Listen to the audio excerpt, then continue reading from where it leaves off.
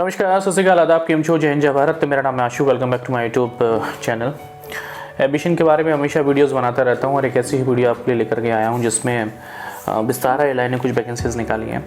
थोड़ा सा अपने बारे में बता दूं। पहले भी वीडियो में बताया कि मैंने अपने बारे में कि मैं एविएशन से जुड़ा हुआ पिछले 10 सालों से, और करीब 10 सालों से ज़्यादा का मुझे समय हो गया है एविएशन इंडस्ट्री में काम करते हुए। और जब भी मेरे पास क्वेरी आती है, बहुत सारे लोग पूछते हैं, जो लोग मुझे जानते हैं, या सर कहीं से बता दो, कुछ बता दो, इंटरव्यू चल रहा है नहीं चल रहा है।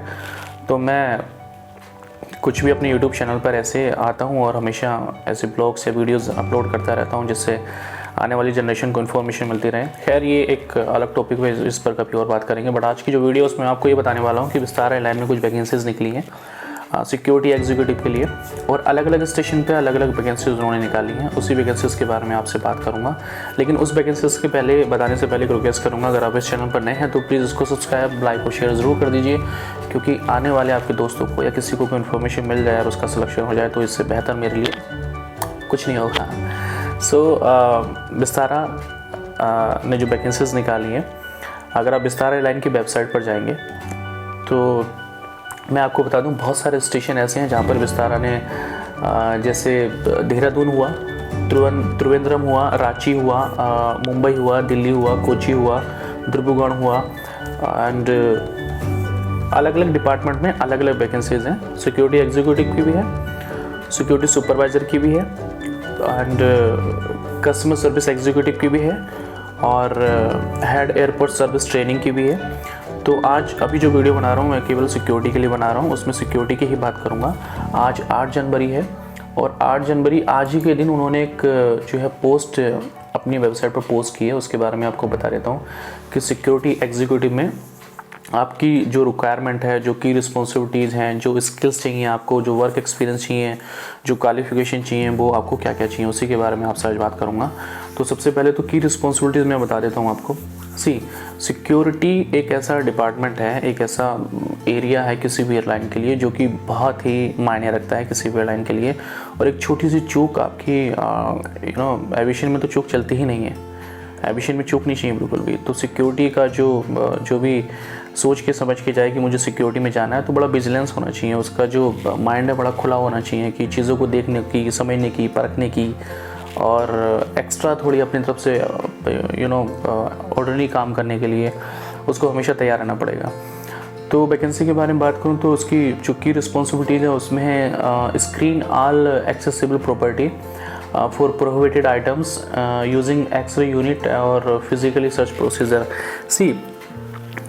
सिक्योरिटी एग्जीक्यूटिव जब भी किसी कंपनी में आप सेलेक्ट होते हैं, suppose you are in airline, तो एयरलाइन में अगर जाओगे तो वहाँ पे एक्सरे मशीन्स भी होती हैं, आपका फिज़िकल चेकअप भी होता है, आपके बैगेज का चेक इन भी होता है, आपका हर तरीके से, चाहे आप whether you are a selective passenger and if you are marked by custom कि आपको कस्टम में दिखाना है, तो बहुत सारी चीज़ें ऐसी होती हैं जब आप जाएंगे तो आपको बेहतर समझ में आ जाएगा कि हाँ, ये सिक्योरिटी का प्रारूप है और इस तरीके से हमें काम करना है।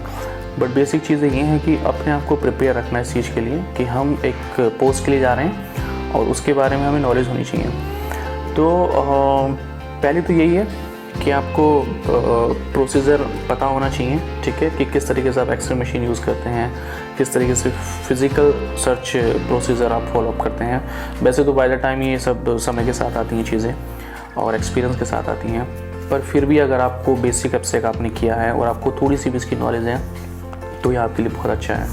दूसरा है subject additional security search for selective passenger. Selective passenger के यहाँ पे बारे में आपको बता रखा है, इस जो की रिस्पॉन्सिबिलिटी में दिया है ना, सिलेक्टिव कुछ पैसेंजर किसी भी एयरलाइन या एक सिक्योरिटी एजेंसी है उसके माध्यम से उनको सिलेक्ट किया जाता है कि आपको ये पैसेंजर जो हैं वो जब एयरपोर्ट पे आएंगे, जब पैसेंजर काउंटर पे आते हैं अपने बैगेज के साथ, तो उनको दिखाना होता है। एक अलग प्रोसेस है, इसके बारे में आपको बताया जाता है प्रॉपर। इसके बारे में एक प्रॉपर अलग से मैं वीडियो बनाऊंगा कि सिलेक्टिव पैसेंजर क्या होते हैं और उनको किस तरीके से आप मार्क करते हैं या किस तरीके से आप बताते हैं कि हमें वो चेक करने हैं, स्पेशल उन पर विजिलेंस रखना होता है। ये बात का पार्ट है। फ़िलहाल के लिए आपको इतनी नॉलेज होनी चाहिए कि हाँ, कोई सिलेक्टिव वर्ड होता है और उसको हम एक्स्ट्रा थोड़ा विजिलेंस होकर के चेक करते हैं। उसका प्रोसेस जो होता है डिफरेंट एयरलाइन में अलग अलग तरीके से हो सकता है, लेकिन जो बेसिक चीज़ें हैं सबकी सेम होती हैं। Undertake pre flight checks of aircraft as per the checklist. कोई भी डिपार्टमेंट हो, आपका एविएशन में काम कर रहे हो, आप चेक इन में हो, आप बैगेज में हो, आप रैम पे हो, आप सिक्योरिटी एजेंट हो, आप कैटरिंग में हो, आप बोर्डिंग गेट पे हो, हर किसी की एक चेकलिस्ट होती है और वो स्टैंडर्ड फॉर्मेट होता है उनका कि उस चेकलिस्ट के हिसाब से आपको काम करना होता है। तो इसमें भी आपको एक प्री चेकलिस्ट होती है। प्री चेकलिस्ट का मतलब फ़्लाइट के पहले की जो भी एक्टिविटी होती हैं, सपोज़ कोई फ़्लाइट आपकी दुबई जा रही है तो उसकी चेकलिस्ट होगी आपको कि आपको उसमें क्या क्या करना है। वो टिक टिक टिक टिक टिक टिक, हाँ जी हाँ जी हाँ जी हाँ जी, हमने सब काम कर लिए। फिर आपका जो डीएम होगा, जो सुपरवाइज़र होगा, उसको चेक करेगा, जो भी सुपीरियर होगा। ये सारे काम आपको चेकलिस्ट के जो हैं वो समय के साथ आएंगे। वो अभी मैं आपको दिखा नहीं सकता हूँ यहाँ पे वो कैसी चेकलिस्ट होती है किसी भी लाइन की, बट यस वो आपको समय के साथ अपने आप आ जाएंगे। Undertake aircraft ram surveillance and checks as per the laid down process. Laid down process का मतलब होता है किसी पैसेंजर को हेड टू टो नीचे तक चेक करना प्रॉपर तरीके से कि कोई पैसेंजर के शरीर के हिस्से से कुछ लगा तो नहीं है, कुछ ऐसा सस्पिशियस आइटम्स तो नहीं है। Undertake surveillance at the check in area. Check in area का मतलब रहता है कि जो काउंटर्स होते हैं, सपोज़ अगर आपने एयरपोर्ट देखा होगा तो जैसे आप एयरपोर्ट पर एंटर करते हैं तो उसके बाद काउंटर्स बने होते हैं ABCDEFGH, हर एयरपोर्ट पे अलग अलग इस तरीके से काउंटर्स बने होते हैं। तो जिस एयरलाइन का पर्टिकुलर काउंटर होता है वहाँ पर सिक्योरिटी के जो उनके ऑफिसर होते हैं, जो सुरक्षाकर्मी होते हैं, वो लोग घूमते रहते हैं, वो सर्विलांस करते रहते हैं। किसी का बैगेज तो ज़्यादा नहीं है, किसी के बैगेज में कुछ तो नहीं है, किसी के बैगेज में ऐसे कुछ आइटम्स तो नहीं है जो कि प्रोहिबिटेड है। वो क्वेश्चंस पैसेंजर से पूछते रहते हैं, because this is the responsibility of the airline to secure the passengers and the aircraft also. तो ये रिस्पॉन्सिबिलिटी सिक्योरिटी स्टाफ की होती है। स्किल्स देख लेते हैं, स्किल्स उन्होंने क्या क्या मांगी है।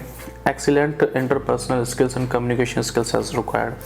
सी ये तो बेसिक चीज़ है। Whenever you are going to appear for a interview in any airline than you must speak a good English. Hindi भी चाहिए आपको। आज से 10 साल पहले मैं बताता हूँ आपको कि उस समय इतना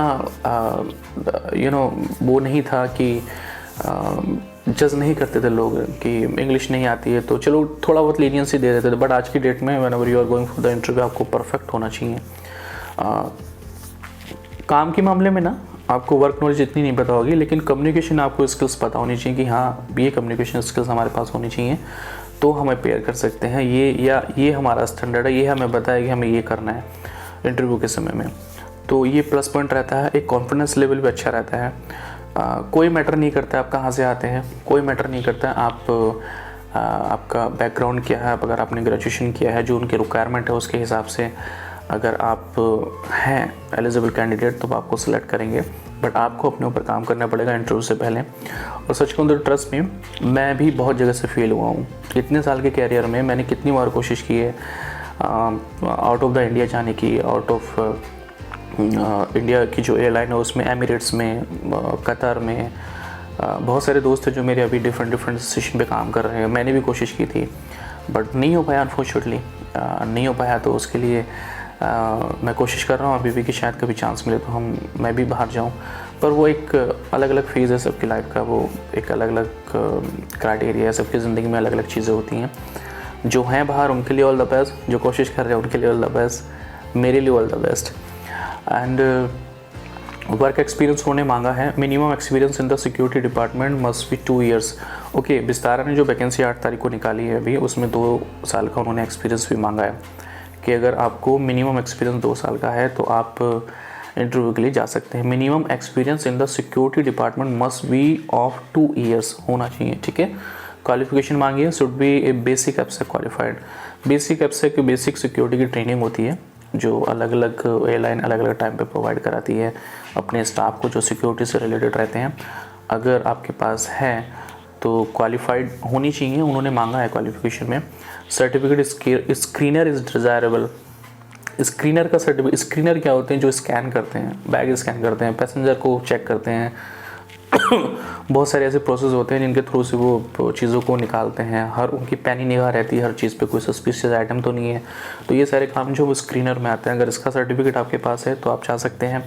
ग्रेजुएट फ्रॉम रिकोजा यूनिवर्सिटी, आपको ग्रेजुएट होना चाहिए। अगर आप ग्रेजुएट नहीं हैं तो इस वैकेंसी के लिए अप्लाई मत कीजिए। तो ये तो थी बेसिक चीज़ें अप्लाई करने से पहले कि सिक्योरिटी एग्जीक्यूटिव के लिए आप अप्लाई करने जा रहे हैं तो आपको क्या क्या चाहिए रिक्वायरमेंट। दूसरी चीज़, whenever you will visit the website of Vistara, तो वहाँ पर एक कॉलम आता है आपका अप्लाई नाउ का करंट वैकेंसी में।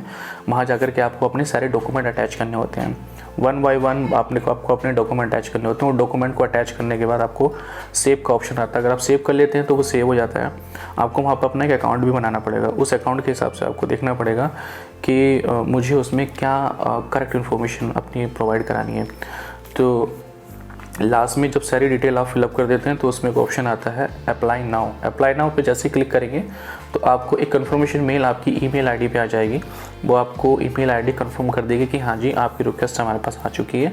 और कभी भी अगर विस्तारा में कोई इंटरव्यू हुआ फ्यूचर में या उस दिन, या जो मेल आपकी चेक कर रहे हैं, जो रिक्वेस्ट जो आपने भेजी है वो कोई HR में बैठा हुआ चेक कर रहा है, तो डेफिनेटली वो आपको मेल पर अप्लाई करेगा और आपको कंफर्मेशन मेल के थ्रू बता देगा कि हाँ जी यहाँ इंटरव्यू है, यहाँ आप आ सकते हैं।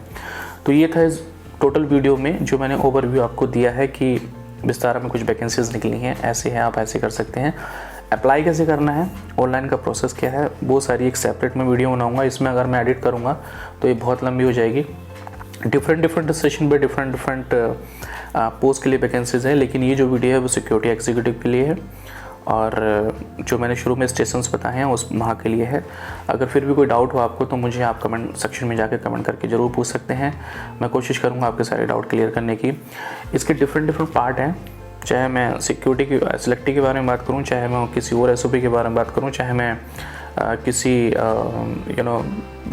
ऑनलाइन एप्लीकेशन या अप्लाई कैसे करना उसके बारे में बात करूँ, वो डिफरेंट वीडियो मैं अपने सेक्शन में ज़रूर डालूँगा। तो ऐसी ही इन्फॉर्मेटिव वीडियो देखने के लिए मेरे चैनल पर बने रहिए। और कोई भी डाउट हो तो मुझे कमेंट बॉक्स में जाकर आप पूछ सकते हैं। मिलता हूँ ऐसी किसी वीडियो में, तब तक के लिए जय हिंद, जय भारत, वंदे मातरम, टेक केयर।